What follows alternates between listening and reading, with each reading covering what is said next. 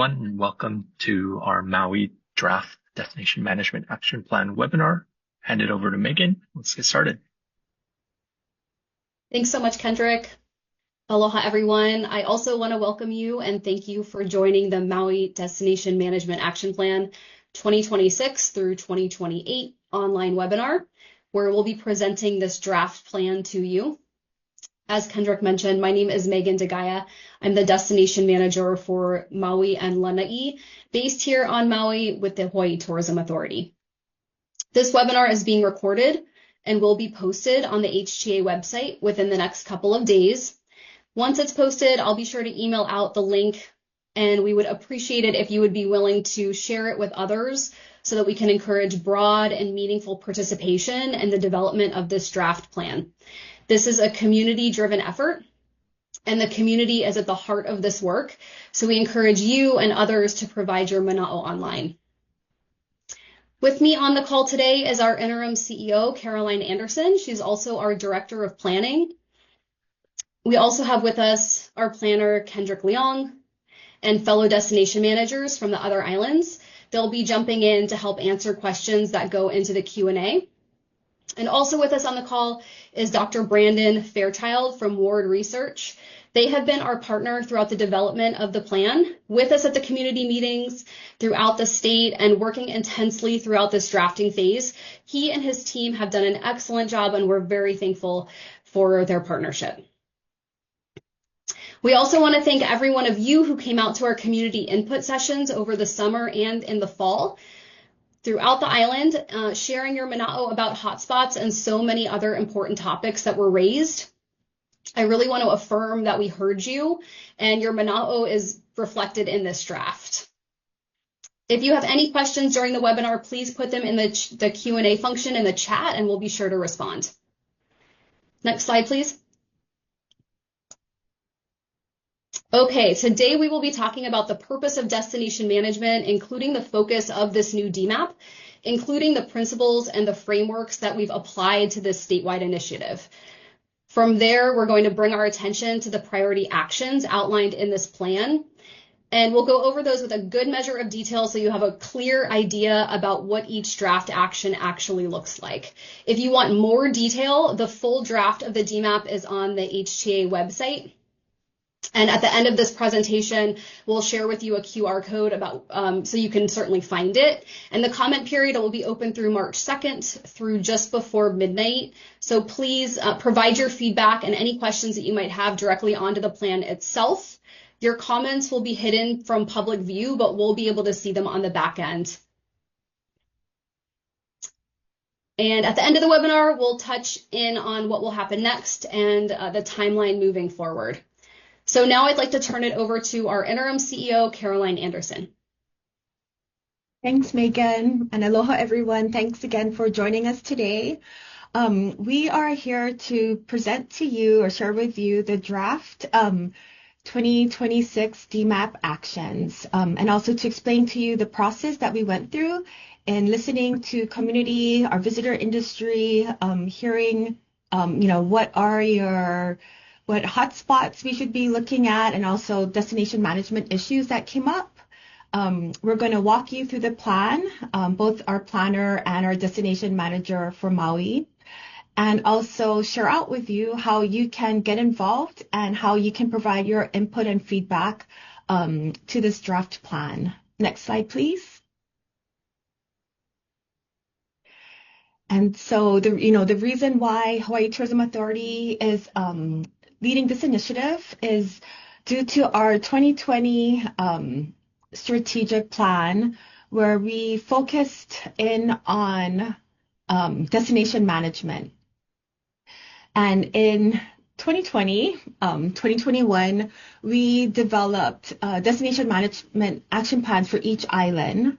There was a lot of lessons learned, which I'll get into in the next slide, but it was a chance really for us to hear from community, our industry, our partners, on seeing, what are ways that we could help better provide for a better visitor experience and also addressing our residents' concerns. Through the whole DMAP process, We worked with community, industry, and our government agencies, our sister state agencies, as well as county agencies. We wanted to make sure that we had a broad-based collaborative effort. Again, listening with all of you, and seeing how we can address those impacts. And wanted to also thank our legislature. They codified destination management in our statutes. And so that has helped us to really focus and look at how can we work together, again, with other state agencies, county agencies, to improve our natural and cultural resources, provide for a better visitor experience, and most importantly, making sure that, tourism benefits all of us as residents. Next slide, please. And so lessons learned from the first DMAP, it was very broad, and we tried to do a lot in that DMAP. We focused on, not only addressing hotspots, but also, resident engagement, looking to see how we could message to our visitors, building up product development.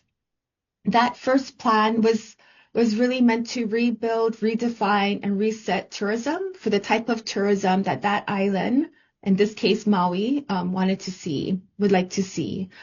And again, we reflected, we did an evaluation. We also had recommendations from our state auditor, as well as recommendations from the legislature. And so this next plan that you will hear about from Megan and Kendrick, this plan really focuses in on prioritizing hotspots and developing actions to address those. There are also some destination management activities or suggestions as well, but again, our main focus is on working on those hotspots. Next slide, please. And so the process that we went through to getting to where we are right now, we did public input sessions beginning in the summer through the fall. These were both webinars as well as in person. Thanks to Brandon and his team at Ward Research, as well as the destination manager and our DMAP advisory group, which Megan will explain later on.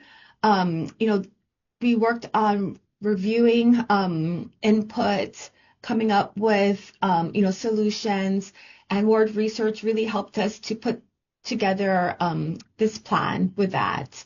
And so where we're at now is we're sharing out with you the draft actions. We are still working, reviewing these actions with our state and county agencies to make sure that they're on board with this. And we're seeking your feedback and input. And we're opening up this time period until March 2nd. And from there, we will finalize the drafts, and hoping that this will be, all ready to go and put forth before our legislators. Next slide, please. And I'll kick it off back to Megan. Thank you, Caroline. All right, so since the DMAP start in 2021, it has served as a historic bridge between the visitor industry and our local communities. And one of the clearest examples of this is through our DMAP advisory group.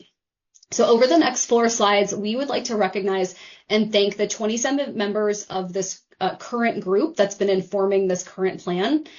These are Maui residents representing the many moku throughout our island, comprised of Native Hawaiian cultural practitioners, Aina-based stewardship organizations, Maui residents who work in the visitor industry, who often also wear other community-based hats.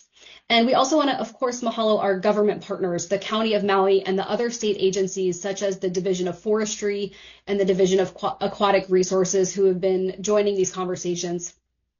We want to mahalo all of the members of our Maui DMAP advisory group for informing and guiding this process and this draft over the last several months and meetings. Next slide, and turning it back over to Kendrick. Thank you, Megan. Now I'd like to get down into maybe the mechanics of our destination management action plans.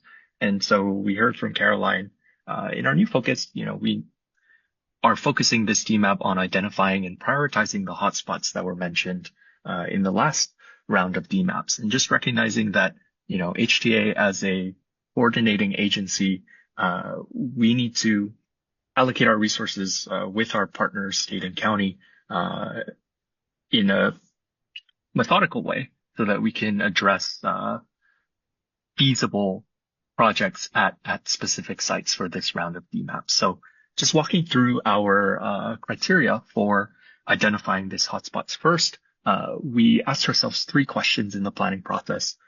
1, is the site strained? 2, how serious is that strain? And then 3, how can we realistically respond within the scope of this DMAP? And so for the first question, is the site strained? We look at 4 factors, and the first is access. Are the roads, or parking areas, or trailheads, or shoreline access, the way that we get to these sites, overwhelmed? Next is on-site capacity. Once people arrive, can the site handle the visitor volume? Are the trails, lookouts, shoreline areas, or facilities there being pushed beyond what they were designed or able to support?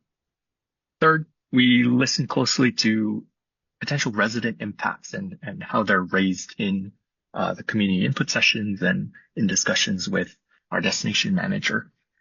We discerned whether there's noise or traffic or other impacts to the surrounding neighborhoods around these sites. And then finally, in this category, is there site degradation? So erosion or litter or a growing maintenance burden at the site. When we think about context and how serious the strain is at the site, there are 5 factors here. The first is cultural sensitivity, including the wahipana or story places and specific cultural markers like heiau. We recognize that all aina is sacred, but for this factor here, we're specifically talking about places where there are particular cultural features that might heighten the impact of the current usage or strain. Next, we looked at environmental sensitivity, and that refers to whether there's fragile ecosystems or native species habitats or areas at the sites that are increasingly stressed by climate impacts. Next, are there safety risks at the site? Looking at cliffs or wave surge or flooding or traffic conflicts that can cause injury. Fourth, how does social media or commercial marketing affect the visibility of the site and promotion? Is that promotion exacerbating some of the current issues there? And then finally, we looked at local economic benefit.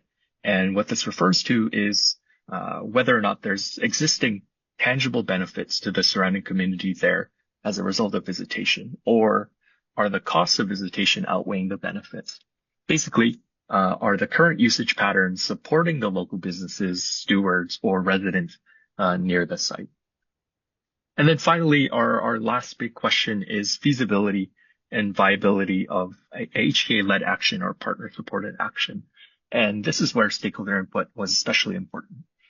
We listened to how often these sites were raised as concerns across our input sessions and how urgent participants described the strain there. Next, we matched that against, is there a clear jurisdiction or ready and willing management partners?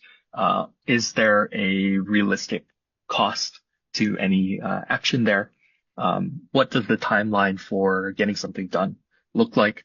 And then finally, is their alignment with HTA's statutory mandate and destination management within this 3-year DMAP plan lifespan? I want to pull out jurisdiction as especially important because HTA, we ourselves don't own or manage land. So the clarity of kuleana and responsibility and an openness to action among existing landowners, managers, or stewards at these sites is vital for how we decide how we can take action there. So basically, with these 3 categories together, we're asking and prioritizing among the hotspot list, which are the places where action is both urgently needed and actually possible over the 3-year plan lifespan. And so once we identified priority hotspots, we started considering possible actions that HTA can take, that we can take with our partners, that we can take with community, and as well as how can we empower community to keep doing good work there. In many cases, the ideas for actions at our priority hotspots came directly from Maui residents at our input sessions or individual outreach, or in many discussions with our destination manager, Megan. We evaluated the proposed actions based on 2 considerations. First, how does the proposed action align with what residents there near the hotspot envision for their site and want to accomplish? Stakeholder suggestions shaped our starting point, whether that's enforcement or visitor education or on-site data collection. And then second, what can HTA ourselves or with our partner state and county agencies, community groups, reasonably accomplish through the 3 years of this plan? So what you'll see here are actions directly tied to place-based concerns raised by residents and designed to reduce real described strain. So with that, our DMAP is focused on hotspots just to be able to focus our resources and our time with our destination manager, really getting to the bottom of site-specific actions. Megan will walk through 2 of those priority hotspots today, and we'll also discuss getting ahead of a site of future emerging strain out at Kaupo. And knowing that destination management is holistic action, like we need to also look at island-wide actions that seek to reduce strain on the hotspots, and we'll talk through some island-wide actions that can help reduce that strain at our priority hotspots. So Megan, back to you. Thank you, Kendrick. Okay, let's now focus in on our priority hotspot, as he said, the road to Hana. The community has been clear, very clear, over the last several months and over the years that we've been collaborating about the ongoing challenges along this corridor. And we all know this includes problematic drivers who aren't aware of local etiquette, illegal parking that's happening, trespassing, there's tour operator compliance issues, there's also limited infrastructure like bathrooms. And together with safety concerns like flash flooding and cliffside trails, visitors who need to be rescued, they strain local emergency resources, and these impacts have created ongoing stress for residents of Maui Hikina, residents of East Maui, especially Kupuna, and we've heard that repeatedly. So these are folks who are just trying to go about their daily lives. So I say all of this because I want to validate these very real issues and concerns, and also to say that the priorities are clear. Stronger coordination across government agencies and landowners with community stakeholders is needed in order to address issues along the entire corridor. That also includes preventing and enforcing illegal parking and trespassing, improving visitor education and road signage, and ensuring that guided tour activity better aligns with communities' expectations. At the core of all of this is supporting community-led stewardship. So making sure that solutions are grounded in and guided by the residents in Maui Hikina, in East Maui. Next slide, please. 6 actions have been planted into this draft DMAP to address the issues and the priorities that we heard from community and our partners. And so in the next 6 slides, we'll be focusing on each one of these actions individually. Next slide, please. Okay, the first action, HH1. This calls us to convene key partners to advance a coordinated Hana Highway corridor management strategy. So the goal here is for the HTA to coordinate state, county, landowners, and community stakeholders to advance a holistic corridor-wide approach to managing the issues that we've already talked about, managing safety, access, stewardship, and other visitor-related impacts that we see. So this is, in essence, Resolution 29. So while the other actions that you're going to see, that the next 5 actions that we talk about here take a more specific approach, this action takes a bird's eye view to address the issue at large with the stakeholders who are able to address them. Next slide. HH2, this calls us to install community-designed no-access signage at Na'ili Ha'ele. So a nickname for Na'ili Ha'ele is bamboo forest. And the goal here is to discourage illegal stopping and trespassing. While we're aware that some residents not from East Maui want to continue to access this hike, access here is trespassing on private property, and this action has been included in the draft plan because both resident mental health and visitor safety are serious concerns. The community that lives in the area has been clear that illegal parking and trespassing at Na'ili Ha'ele need to stop. And the narrow roadway, the blind turns, and people walking in the street, it creates ongoing stress for residents who use this road, especially Kapuna. So safety is a serious issue, and over the last 10 years, there have been a total of 35 rescues at this particular hike, most involving helicopter response, and it's cost $35,000 in total. During the Malama Maui Hikina pilot program, which is pictured here, funded by the HTA during the first DMAP, we saw that active stewardship significantly reduced illegal parking and trespassing. The stewards, like Kawai you see in the photo, and the team from Namahiai Okeanai who managed this site, they did an excellent job. Now, with more recent discussions with residents from Ke'anai and Wailua Nui community from the area, in conversations to develop this new plan, residents we heard from were advocating that the property be properly secured to prevent trespassing, and this would need to take place in coordination with the landowner, Mahi Pono. So while the DMAP cannot direct private landowners, it does call for a collaboration on a community-designed no-access sign and also continued engagement with Mahi Pono to address this issue. Next slide, please.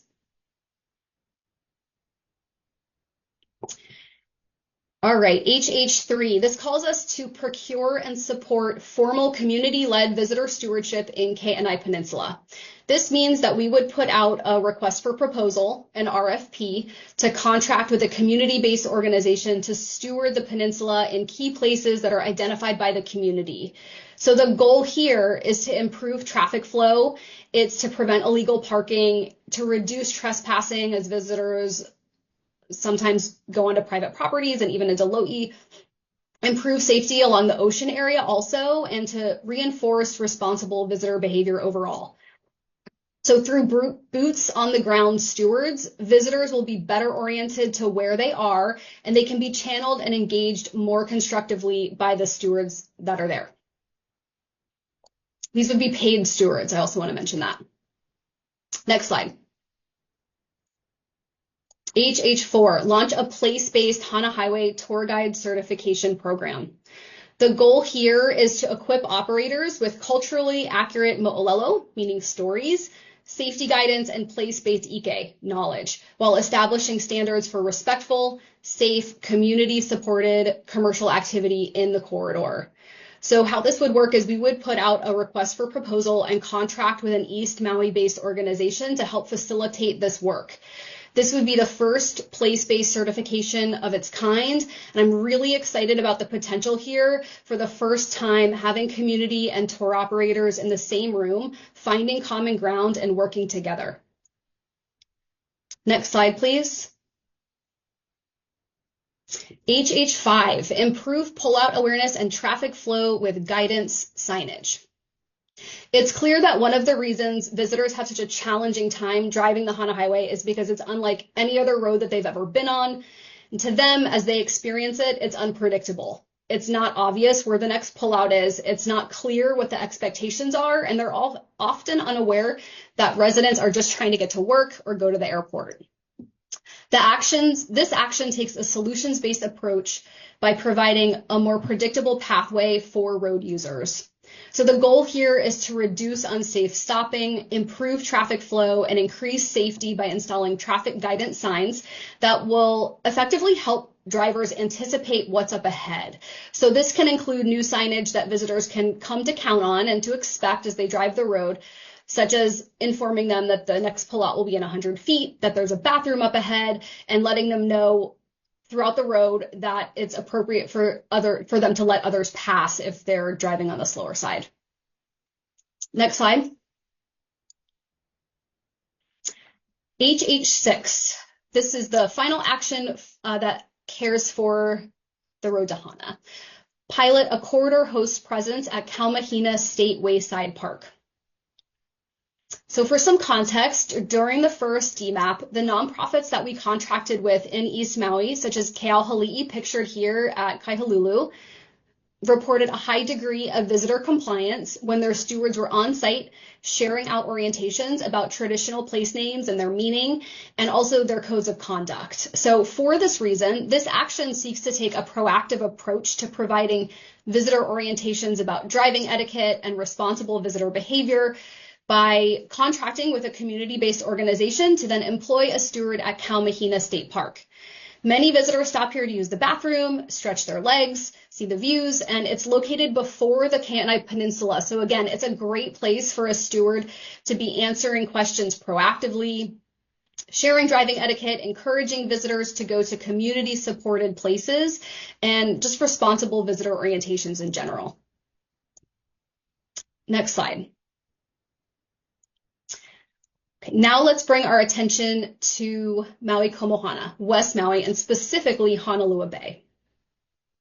Issues at Honolua Bay include congestion and illegal parking along the shoulder of the road, also a need for awareness and sensitivity to cultural sites in the valley. Subsequently, there's a great deal of overcrowding, not only along the highway, at the shoreline, and also in the water amongst snorkelers. There's also, unfortunately, been boat groundings in the recent years, and all of this leads to a degradation of natural and cultural resources of this beautiful place. This is an opportunity for us to work together to improve conditions through proper placemaking. And with regard to community priorities, Save Honolua Coalition developed their Pu'uhonua o Honolua Cultural Sanctuary Plan, where they clearly outline their plan for community-led management and stewardship, reduced impact on natural and cultural resources, improve visitor orientation and education, the prevention of legal parking, and then also ensuring community access. So now let's tune more specifically to the actions. Next slide. There are 3 actions planted in the DMAP that would serve Honolua Bay, which are aligned with the Save Honolua Coalition's plan. With these 3 actions, they fit together sequentially to effectively care for the area. And now we'll tune into each one. Next slide. HB1 calls for the implementation of a parking, site reservation, and shuttle system for Honolua Bay. This action addresses the issues we see when visitors first arrive at Honolua Bay with the problem of congestion, overcrowding, and illegal parking. So aligned with the Save Honolua Coalition's plan, the vision here is that illegal roadside parking would be enforced. It would no longer be allowed. And instead, there would be a separate parking area for visitors who would be arriving by reservation only with timed entry. So there will be legal resident parking in an area along the shoulder, but the goal here is to provide a managed visitor approach, improve road safety, reduce the congestion along the road, and create reduced and more predictable visitor flow to the bay itself. Next slide. HB2, strengthen visitor education through cultural trail development. So now imagine visitors have arrived at the bay by shuttle. They've been dropped off at Honolua Bay. Upon arrival, visitors would then be led down a cultural corridor by a Save Honolua Coalition steward, paid steward. While being guided down the cultural trail, visitors would then learn the cultural and ecological history of the area before being given access to snorkeling. As I said, stewards would, of course, be paid, and the goal here is to manage visitor movement so people aren't wandering off the trail into culturally sensitive areas, and it would ultimately increase visitor comprehension of the area so they better understand, they better recognize where they are and what's appropriate on land and in the water. HB3, strengthen on-site stewardship and marine-based visitor engagement.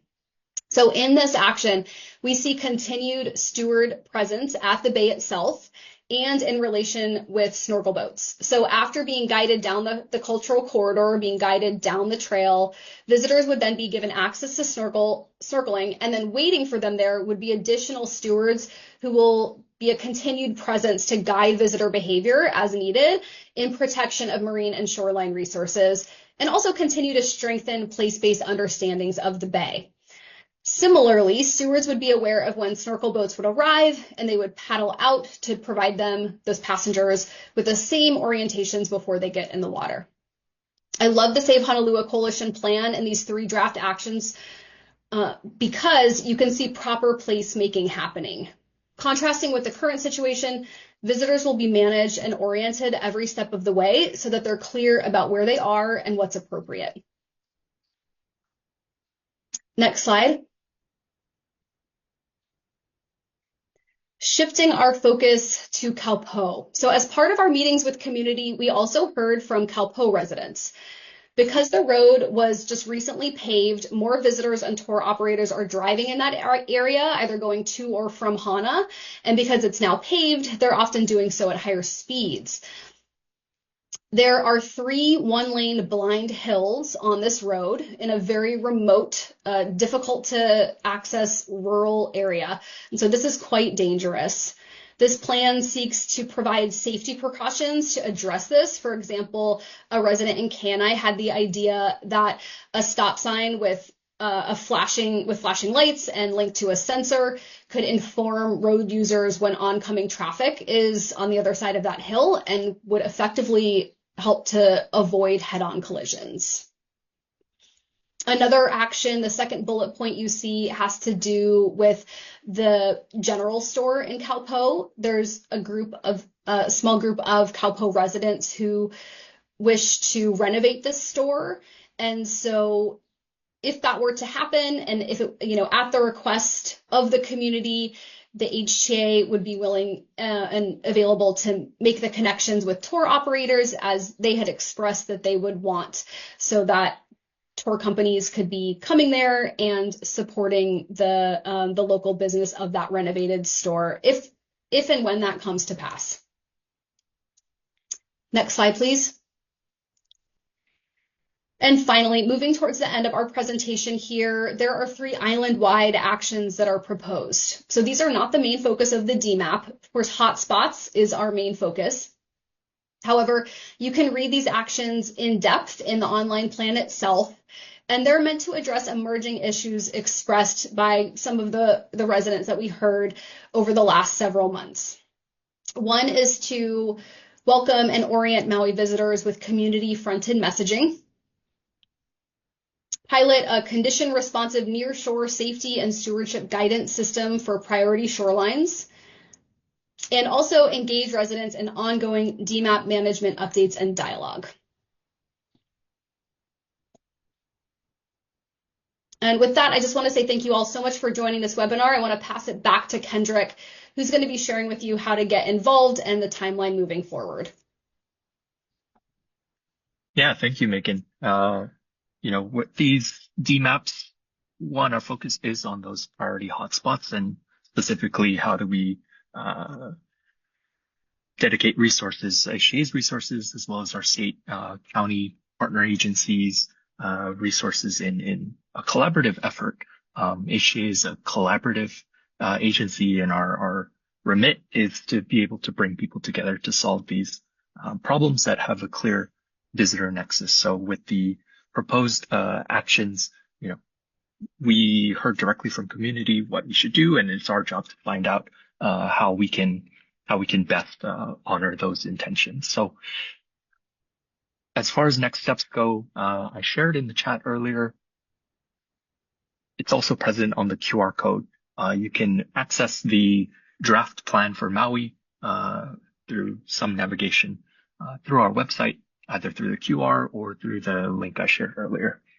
You can comment directly in the draft plan. So it really helps us when you're able to point out, your feedback on a specific paragraph or your feedback on a specific section.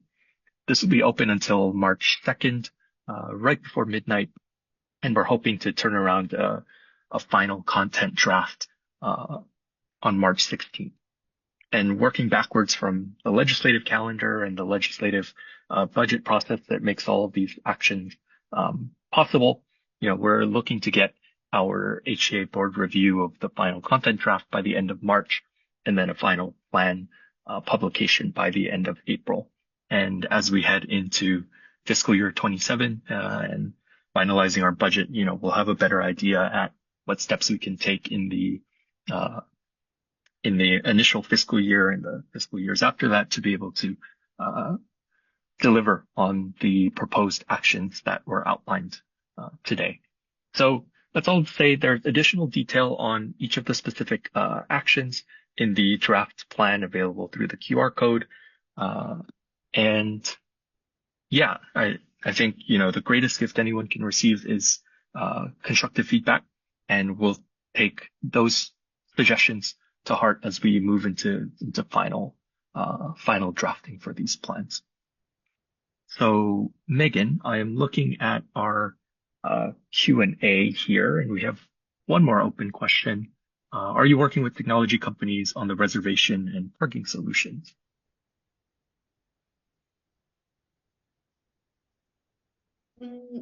I think you might be referencing the Honolulu plan.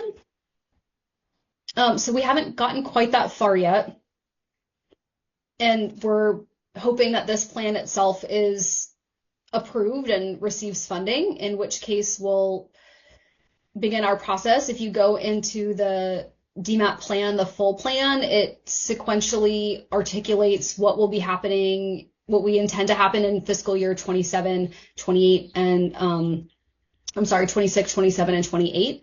So there's more specifics in there, but because we're a state agency and we have to go through a procurement process, we would need to go through that competitive process. And in that sense, we haven't done any market research and looked more specifically at technology companies. So that's something that we would cross in the future. Yeah, and I think just one level above that, there's great examples for reservations and parking reservations that have worked well. So Leahi, Diamond Head here on Oahu, Haena, North Shore of Kauai. So there's lots of good examples that we can look into when we're scoping out, what would best serve Honolulu's needs the best. And I have another question. Have we connected with tour operators and boats on the certification and orientations desired? We also referencing Honolulu. So Riley Coons is on our Maui DMAP advisory group, so he's been privy to these conversations. But again, we haven't gotten that far in the process yet because this is still just a draft plan. I believe there is Save Honolulu Coalition. I don't want to speak for them, but I understand that there have been conversations that have been happening. But we haven't gotten that far down the process yet, since it's a draft. First, we need to receive funding for it, and then in which case we'll begin to implement. And with regard to the former question about working with technology companies, that might even be something that Save Honolulu Coalition does their own procurement or contracting of. In some capacity, because ultimately the plan, since DMAP funding is temporary funds, it's not meant to provide funds beyond the duration of the years of the plan itself. The idea is that this would be seed money where they can then be self-sustaining through their reservation system. So in that sense, it would be better for them to own the actual technology of the reservation system and not the state.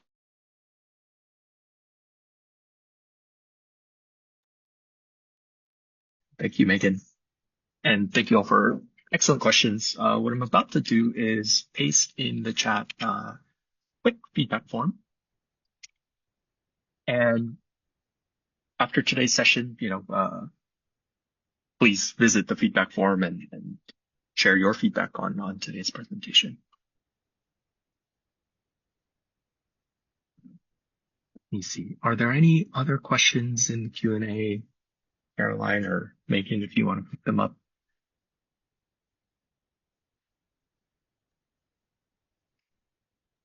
One question that I see that I'd like to respond to that's expressing a concern, saying focusing on hotspots will send tourists to areas where currently residents are enjoying and will crowd these less visited sites. Isn't it better that we work on actually dealing with over-tourism and the excess over-tourism by taking a good look at carrying capacity and looking at quotas and limiting numbers? So with regard to what we're being directed to do as a state agency and also collaborating with community and what we hear community saying, particularly in rural areas like Maui Hikina, they have extensive lists of that they've shared with us as we've contracted with them to do so. And with a variety of community supported places where they do encourage visitors to go to. So in this sense, we want to be sharing with people where they can go, where they're encouraged to go, where it's appropriate for them to go as determined by community, and where it's going to be supporting local economy, because that's something that we need to balance local business owners and making sure that they're able to survive themselves and continue to employ others.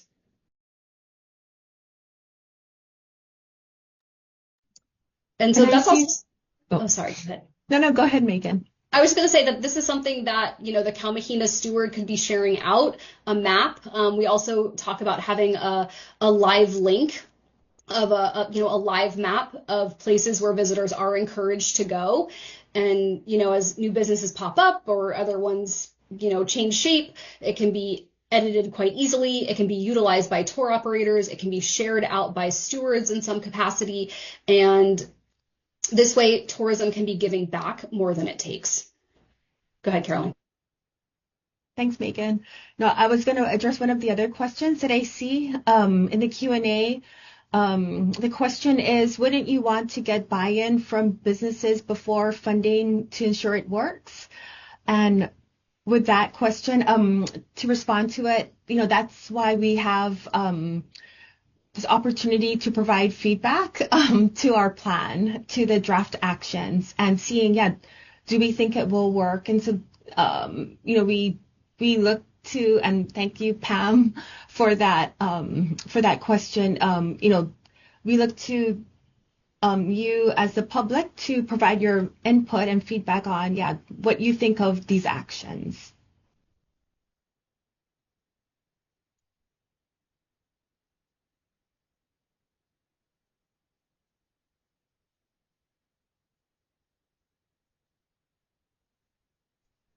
Yeah, thank you everybody for your excellent questions.